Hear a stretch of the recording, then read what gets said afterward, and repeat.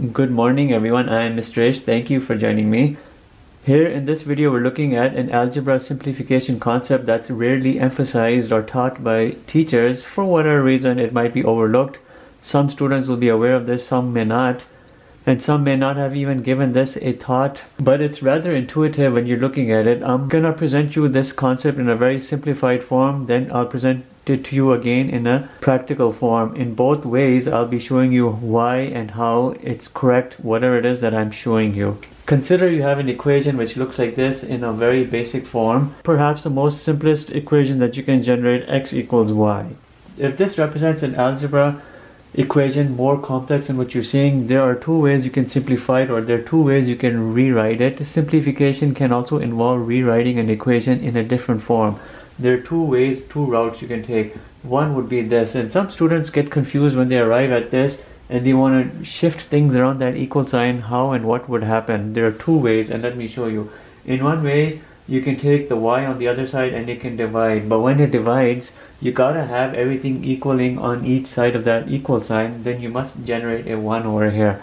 Do not leave a 0 over there because it will be wrong. The other way you can do it is you can take the y on the other side as a negative, because it's positive here and it goes on the other side minus y, but in this case you generate a 0. Now both of these approaches are correct and I'll show you why. If in every instance x is equal to y, you can substitute y where you see x, and here's your check.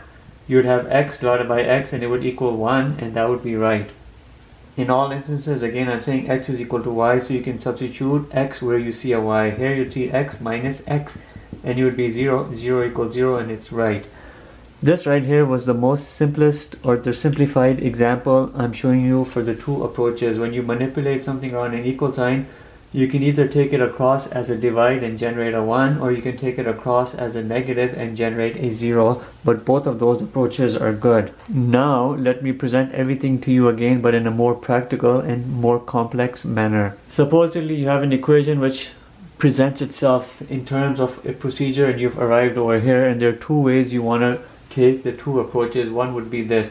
You can take the 5 across, but you can take it across in the following way and divide it and then generate a 1 over here, and you would be right. Remember, again, I'll present to you the check to make sure everything is good, everything is correct. The other way is you can take the 5 on the other side, but you can take it as a minus and it would generate a 0. If this was a minus here, it would come on the other side as a positive 5, so don't be confused with that it's only a minus. It can be positive or minus based on the sign you have over there.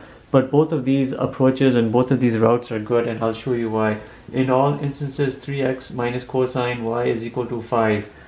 You can substitute that 5 for this expression. You'd have 5 over 5 and it would be equal to 1, and it indeed is true. This is equal to 5. You would have here, coming from here, a 5, and then you have that minus 5 and it is equal to 0.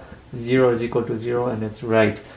And that right there would then bring us to a closure on this topic. Remember, if you have something which looks like this, you take the item on the other side, it can divide, leaving you behind a 1, or it can take as a minus or a plus, leaving to you as a 0 based on what the sign over here was.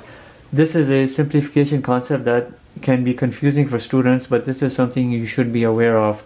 It's rarely emphasized perhaps by teachers because they overlook it, or they probably want their students to make some mistakes here and there, or they just want to test them out in terms of their awareness. But either way, this is something you should be inherently aware of.